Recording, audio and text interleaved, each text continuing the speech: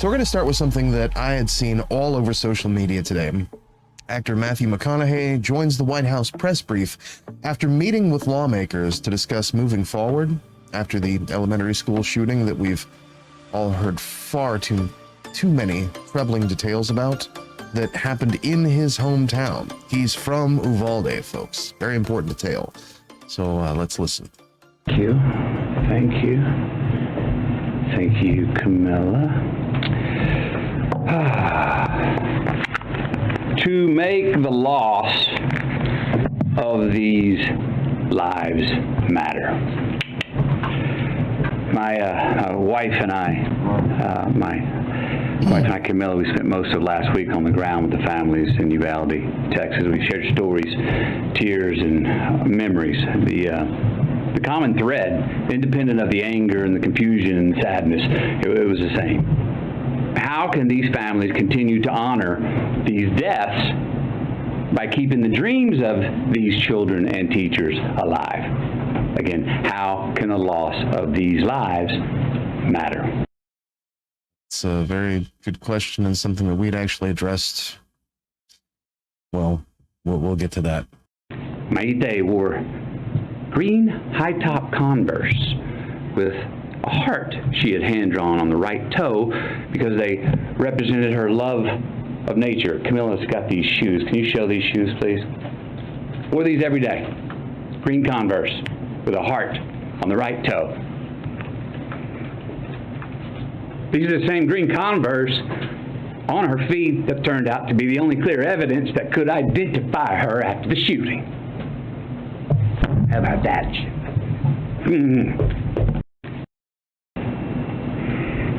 Then there was a fairy tale love story of a teacher named Irma and her husband Joe.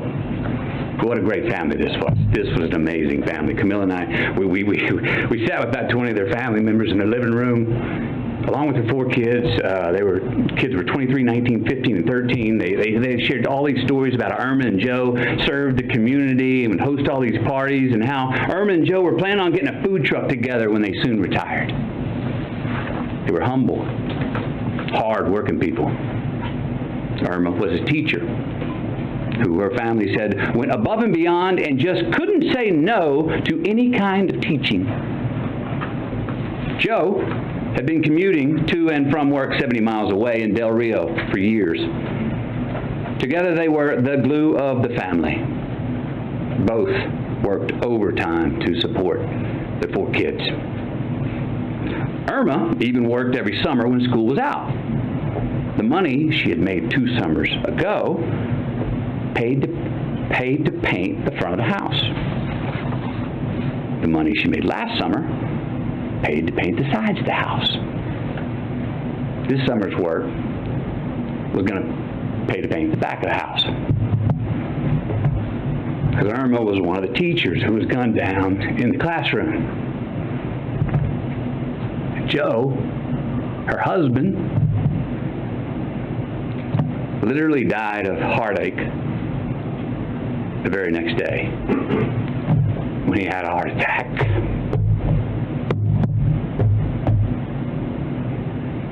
They never got to paint the back of their house. They never got to retire.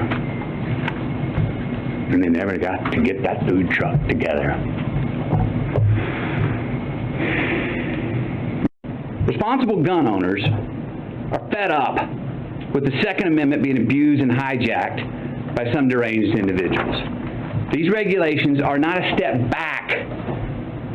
They're a step forward for a civil society and the Second Amendment. And so, of course, social media is just blowing this story up.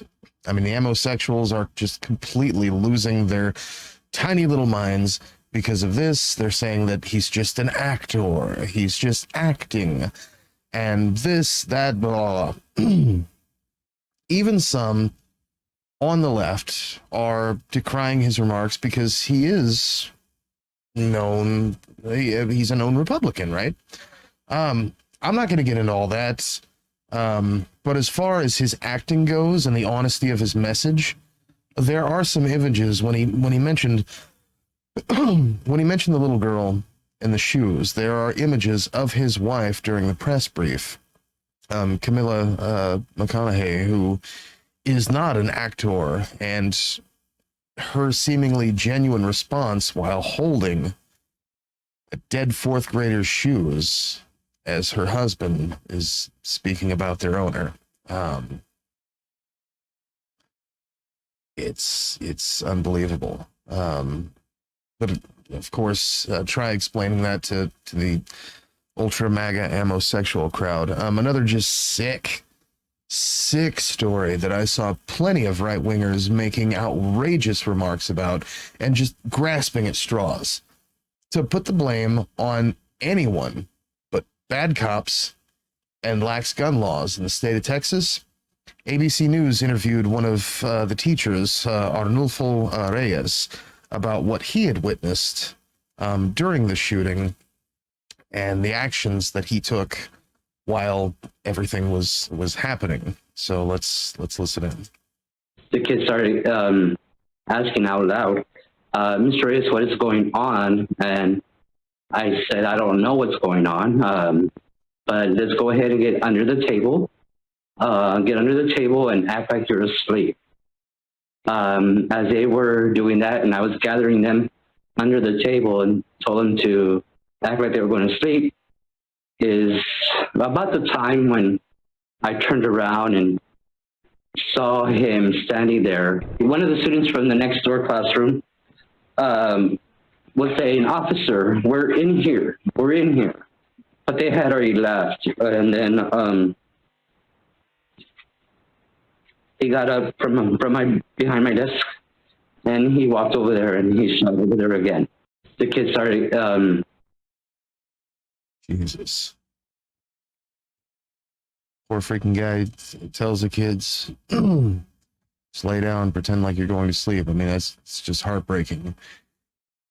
And then the response from these hyper-masculine amosexuals, of course, is, well, why did he not charge in and try to take the gun? Why didn't he do anything? If he was trained, why didn't his incident response training kick in? And then just a whole host of what they would have done and how they would have handled it differently. And of course, some of these comments included people saying things like, how they never go anywhere unarmed, and that if they would have been there and they would have been carrying, and they would have just blasted their way through the school and saved the day, right? And blah blah blah, right? Guys, he's a teacher. Okay, save some of that Second Amendment ferocity for the police, who were also armed to the teeth and did have all sorts of armor on, and it just stood around and did nothing. Save some of that for the police chief, who didn't even have a fucking radio to relay messages amongst the officers there on the scene. Big dick ultra MAGA amosexuals doing what big dick ultra MAGA amosexuals do best. Fucking crying. Now this, folks, this is mansplaining, okay? Just give me a break. But it's not out of the ordinary for these people to go straight to victim blaming, even when there is so much else to be considered. And speaking of garbage people, it literally, when I came across this video, it took everything I had not to become famous on Twitter real quick. Here's Josh Hawley speaking with CNN's Manu Raju regarding his first-hand knowledge and experience with firearms, hunting, sport shooting. I assume in Missouri, I guess, right? Banning AR-15s, why do people need them?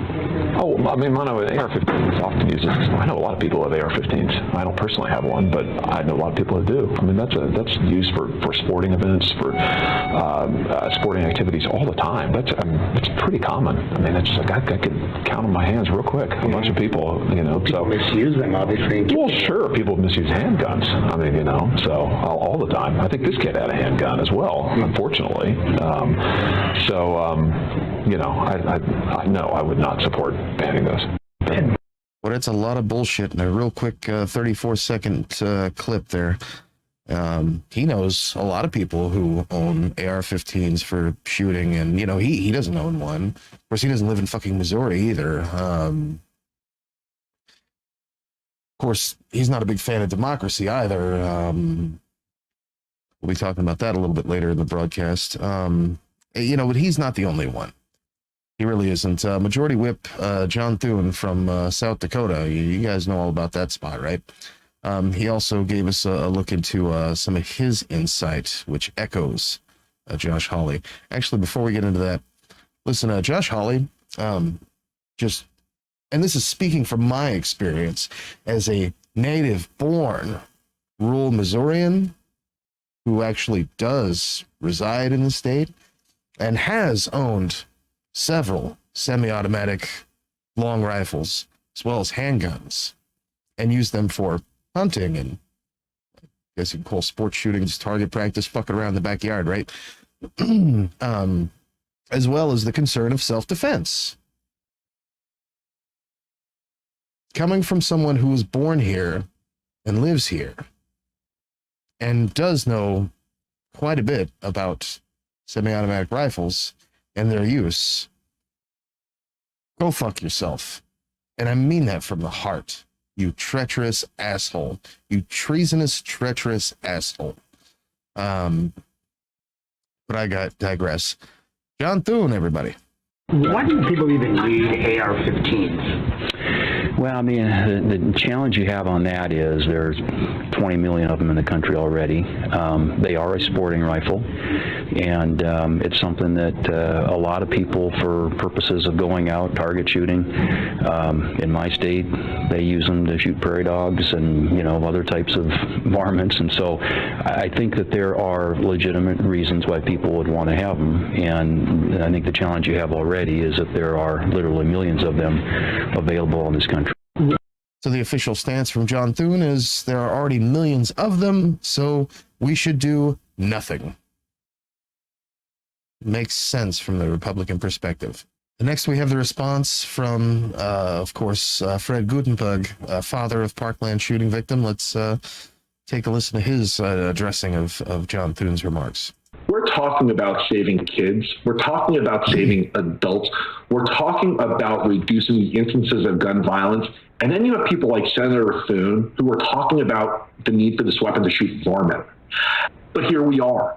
And so I'm going to say, while I have hope and faith because of Chris Murphy, the fact that McConnell still won't say gun, and the fact that Senator Rick Scott is running away from Governor Rick Scott is concerning to me, because Governor Rick Scott led on this issue.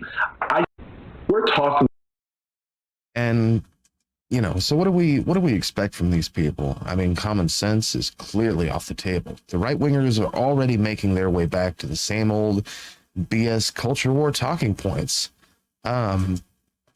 I mean, it's just that simple. Here's RNC Chair Ronna McDaniel still blaming Biden for gas prices, inflation, which are a direct result of actions taken during the Trump presidency. Strangely enough.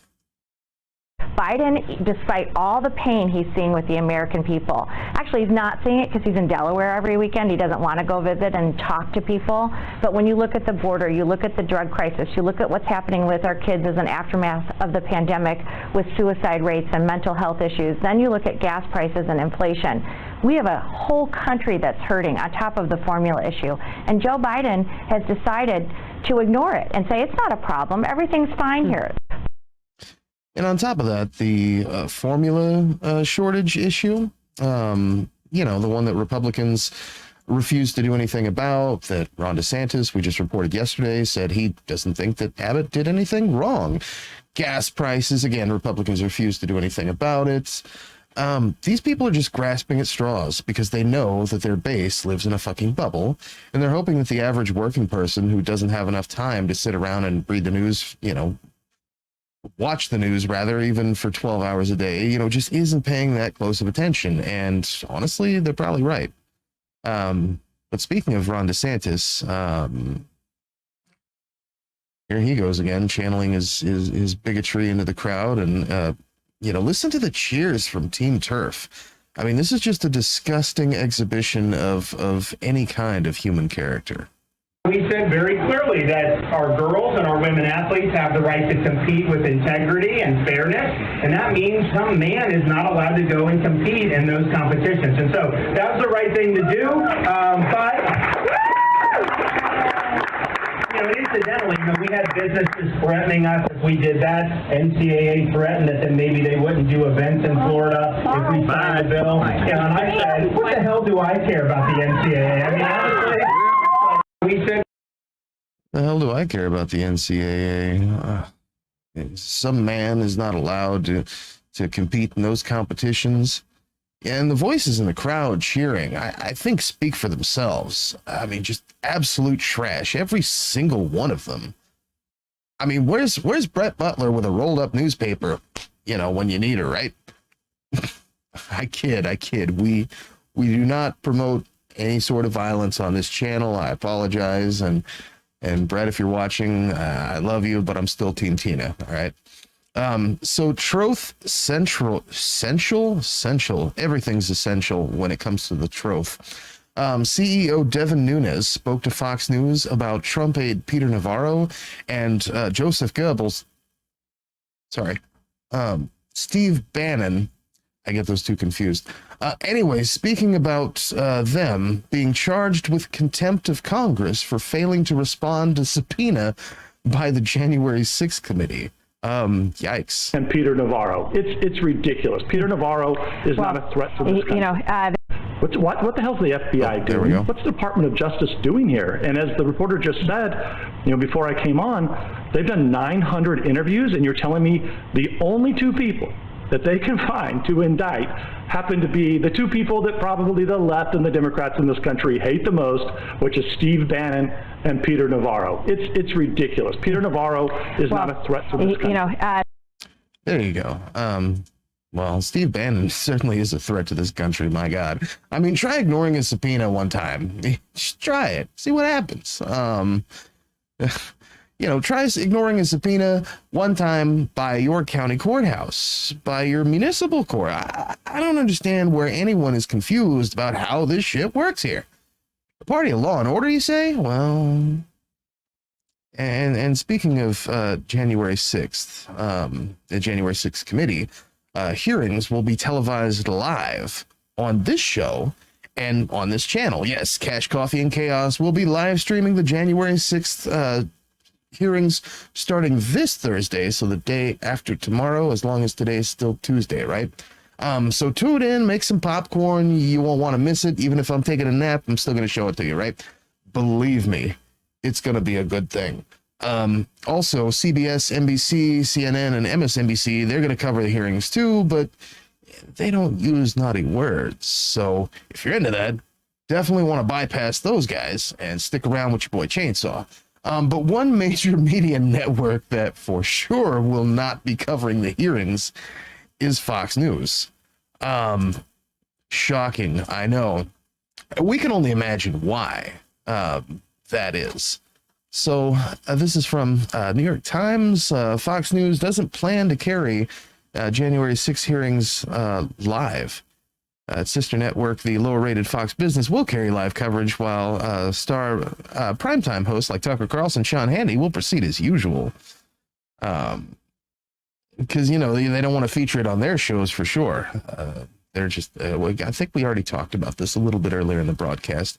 The group of lawmakers investigating the Capitol riots on January 6th would like as many Americans as possible to learn why and how the attack took place. So they made the rare decision to hold the first public hearing about it during primetime hours, when many people would be sitting in front of their TVs. Fox News, the nation's top cable news channel, has other plans. When the hearing begins on Thursday, 8 p.m. Eastern, NBC will go into special report mode. CBS will air a special called Capitol Assault Hearings. On ABC, its usual primetime lineup will be turned over to Attack on the Capitol, the Investigation. I need to come up with a cool, trendy name for this, but the Investigation, an ABC News special. MSNBC and CNN will have wall-to-wall coverage all night, but Fox News will be carrying the hearing instead. or will not be carrying the hearing instead. Instead, the network will stick around with its usual primetime lineups of conservative host Tucker Carlson, Sean Hannity, and Laura Ingraham. The network said on Monday that its primetime hosts will cover the event as news warrants. Fox Business, a sister network with far fewer viewers, will cover the hearing live. Republicans in Washington and conservative commentators have attacked the committee's hearings. The one on Thursday is the first of at least 6 that the group is expected to hold as partisan political theater produced by Democrats to enhance their chances in the midterm elections. And Fox made the decision to run it uninterrupted on its marquee cable platform. The news network would have been in an awkward position of showing the audience an event that its own personalities and guests have repeatedly denigrated as a farce, and in some cases were potentially accused of being involved with. And so that should be interesting to say the absolute least. You definitely won't want to miss it, so tune in right here on Cash, Coffee, and Chaos. We're going to try and put it on YouTube. It's, of course, going to be on YouTube. We're going to try and also stream it on Facebook and Twitch as well. I think Twitter offers an option for that, but I'm still like basically brand new to Twitter, so we'll kind of see how that works. But so I actually caught this just today. Somehow it flew right underneath my radar. So if it flew under your radar, this may be breaking news to you as well. Marjorie Taylor Greene becomes latest Republican to push baseless transgender rumor about Uvalde shooter. And how I heard it is this. I was actually reading about, the interview with the teacher who had, tried to get the students, to pretend like they were sleeping. And again, in the comments section, absolute trash. But one of them had made reference to basically mansplaining that the teacher was not only not able to wrestle the gun from the shooter, from an active shooter who was just plugging kids and plugging teachers. But not only was he not able to do that because he was some kind of a coward, but he was an ultra coward because the shooter was a cross-dressing person, and that's blew my mind. This isn't a sunburn. This is where I had to re-sew my face back on because my head exploded 3 times. It was terrible. But the Independent reports Marjorie Taylor Greene joined a growing list of right-wing House members who have spread a false rumor that the Uvalde shooter was transgender in the wake of horrific shooting that left nearly 24 dead in Texas last week. And I really don't pay attention to half the shit this goofball says, but that it makes sense as to why she came up with that video that transgender people are more dangerous than white supremacists. If you haven't caught that, you should check it out. It's sick. On Saturday, Georgia Congresswoman began broadcasting live shortly before 9:30 p.m. and told her followers in a broadcast titled Something Doesn't Add Up. And this article came out, to be fair, on the 30th. There we go. This article, or Something Doesn't Add Up, that the Uvalde shooter had a lot of mental issues going on, and we'll get into that. According to the Independent, there's no actual established evidence to suggest that the suspect in the Uvalde shooting, Salvador Ramos, was transgender or engaged in cross-dressing for any reason. That rumor appears to have emerged out of a campaign that began on 4chan, fucking imagine that, falsely blaming a transgender woman for the massacre, despite her not even living in Texas, due to a mild resemblance to the 18-year-old suspect. The Independent reached out to the Congresswoman's office to inquire about where she first heard the now debunked rumor. Ms. Greene is far from alone in spreading this false rumor. Conservative activist Candace Owens, oh my God, as well as Ms. Greene, fellow House members Paul Gosar and Pete Sessions have both spread versions of the budding conspiracy in statements on Twitter and in interviews. But Ms. Greene's Facebook Live broadcast on Saturday took the misinformation a step further and went on to claim without evidence. Even Ms. Greene admitted in the video that she could not verify the information that Mr. Ramos was present in the same Discord server as Peyton Gendron, the teen accused of carrying out the white supremacist massacre at a supermarket in a major black neighborhood in Buffalo. That claim has not been verified by a single law enforcement agency or news organization, and it's unclear where the Congresswoman first heard that trash. They don't say that trash, but I'll paraphrase for you. So let's hear. This is a sitting member of Congress, folks. I'd like to carry on and talk about something that has really been on all of our hearts and minds. I know many people are praying about this, and that's the shooting in Texas at the Robb Elementary School, where 19 children and 2 adults were murdered. Murdered by a shooter named Salvador Ramos, who was Hispanic. Clearly had a lot of mental issues going on, as was shown with him wearing eyeliner, cross-dressing, a lot of his language, being a loner. We're still learning a lot more about him. But this is a tragedy that should never happen. This is something that no parent should ever have to go through. God, she's such a garbage person. And this is my appeal to the LGBTQ crowd. I know this is going to sound like a weird one to me, or I know this is going to sound like a weird one to you, but just hear me out here, okay? So I recently was informed that, and it's still kind of up in the air, or it's going to be up in the air forever because it's being debated, and because, as Sam Cedar said, people debate things. As to whether or not, because polyamory does not fit into the heteronormal, that polyamory may be considered a form or a fashion or a, some kind of inclusionary, have a space within the queer community, within the LGBTQ, plus community, right? Here's my just request from members of the LGBTQ community who don't feel that polyamory has a place. Could we potentially just go ahead and give it a pass regardless of our feelings, just to own Marjorie Taylor Greene for practicing polyamory, and then we can say that she's queer, and they love that on her side of the voting block. I'm just, I know that's a weird one. And look, if folks don't like it, I get that. I totally get that. And I totally respect your decision if you're not into it. But like, could we discuss that?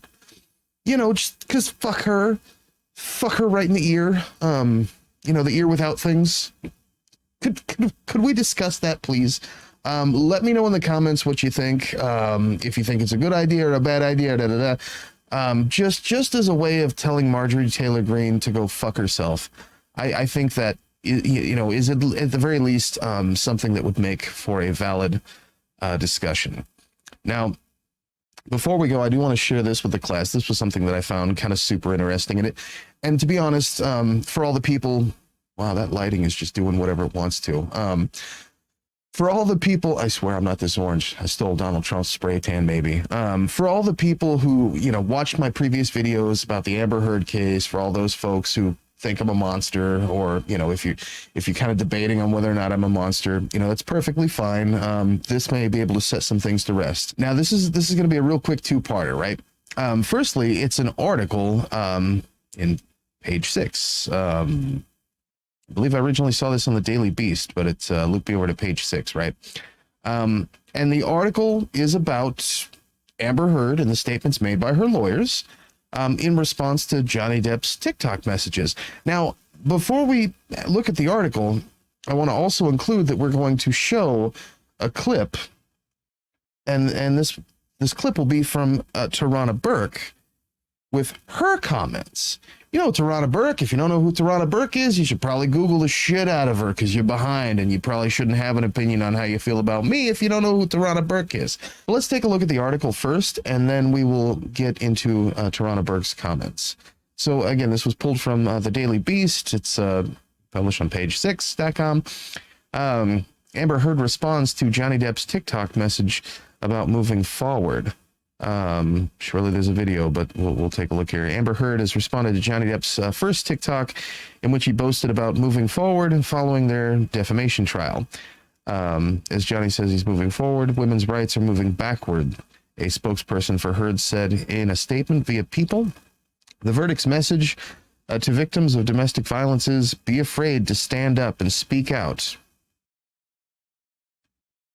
Amber Heard's spokesperson said, the verdict's message to victims of domestic violence is, be afraid to stand up and speak out.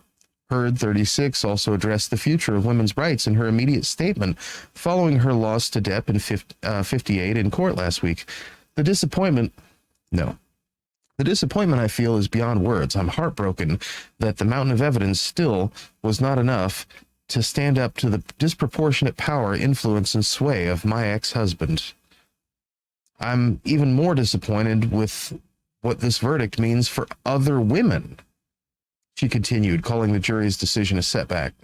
It sets back the clock to a time when a woman who spoke up and spoke out could be publicly shamed and humiliated. It sets back the idea that violence against women is to be taken seriously.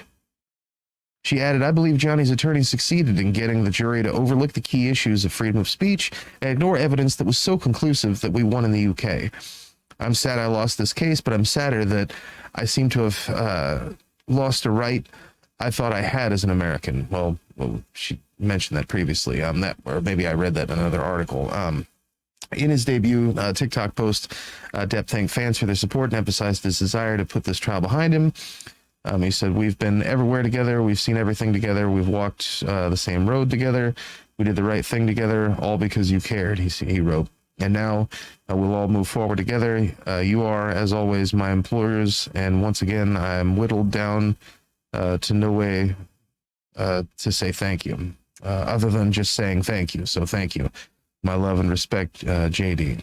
So Amber Heard's spokesperson says that this is a major turning point for women and assumedly the Me Too movement. Well, the founder of the Me Too movement has something slightly different to say about that. And so to indict a whole movement based on the outcomes of any of these cases does not make sense, because that's not, the cases weren't, the movement wasn't built on these cases. This movement started far beyond, and I'm not talking about the Me Too movement, I'm talking about the survivor justice movement, because that's what this is. Me Too, I'm talking about the Me Too I started, and even Me Too, hashtag Me Too, all of that comes out of a movement that is decades old. And so, wow. So put that in your pipe and smoke it, I guess. Look, you don't have to believe me and a straight Asian man. You don't have to take my word for it. You don't have to take the word of two straight Jewish men. You don't have to take the word of a gay white man. You don't have to take the word of a gay man who's Spanish and Portuguese. You don't even have to take the word of a white woman who's straight. But if you're not going to take the word of Tarana Burke, then you got a lot of shit to reconsider about where you're at with your intersectionality. I noticed that last time I kept saying intersectionalism and then going back and actually watching the video, I just fucking cringed for like 40 minutes. But yeah, if you don't know who Tarana Burke is, you might want to Google her, because she's a pretty important person when it comes to all of this messaging. And again, so I'll leave that part of the message with my absolute favorite quote from Flavia Jordan. My feminism will be intersectional, or it will be bullshit. And don't be bullshit, folks. That's all anyone's really asking in all these stories. Don't be bullshit. But anyway, that's our show. Look, if you like it, if you hate it, definitely want to jump on that Patreon and support independent media from right here in the foothills of the Ozarks for as little as $3 a month, or for my Deutsches Volk, $3. Yeah, it's a thing. But yeah, that's less than half the cost of a caramel latte or a loaded tea or whatever you're drinking these days. Stay fresh. Don't forget to subscribe to the YouTube channel. Definitely want to tap that notification icon and because the algorithms just love me to death. Facebook, of course, is trying to screw me. That'll never change. Twitter freaking seems to love me, or at least it did. We got our ups and downs these days, but at Chainsaw CCC. And yeah, like I say, we're going to be live streaming the entire January 6th committee hearings. So you definitely want to stick around for that. And catch you in the flippity fling flong. Rock and roll.